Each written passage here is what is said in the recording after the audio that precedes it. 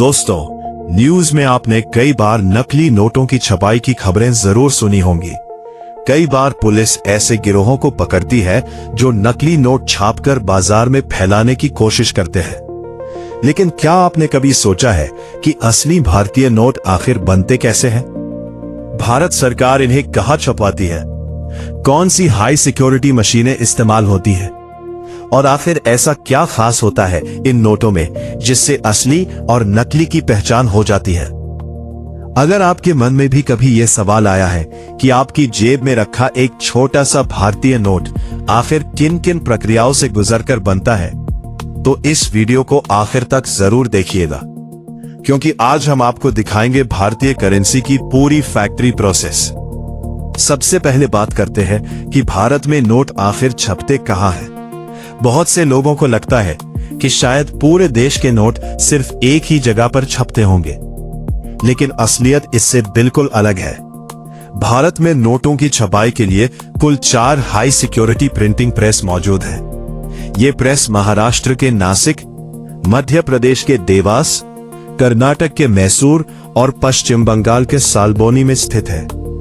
इनमें से नासिक और देवास की प्रेस भारत सरकार के वित्त मंत्रालय के अंतर्गत काम करती है, जबकि मैसूर और सालबोनी की प्रेस भारतीय रिजर्व बैंक की सहायक कंपनी के अधीन संचालित होती है। अब सवाल आता है कि आखिर इन नोटों को बनाने के लिए कैसी इंक इस्तेमाल होती है? दोस्तों, भारतीय नोटों में इस्तेमाल होने वाली इंक कोई साधारण प्रिंटिंग इंक नहीं होती। ये एक बेहद खास सिक्योरिटी इंक होती है, जिसे बनाना और उसकी नकल करना लगभग नामुमकिन माना जाता है। इस इंक में ऐसे केमिकल और सिक्योरिटी फीचर्स मिलाए जाते हैं जो अल्ट्रावायलेट लाइट में अलग तरह से चमकते हैं। इसी वजह से नकली नोटों की पहचान करना आसान हो जाता है।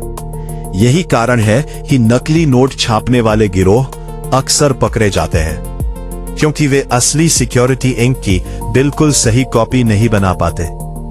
अब बात करते हैं उस खास कागज की जिस पर भारतीय नोट छापे जाते हैं। बहुत से लोग सोचते हैं कि नोट साधारण कागज पर छपते होंगे, लेकिन असलियत यह है कि नोटों के लिए एक स्पेशल करेंसी पेपर इस्तेमाल किया जाता है।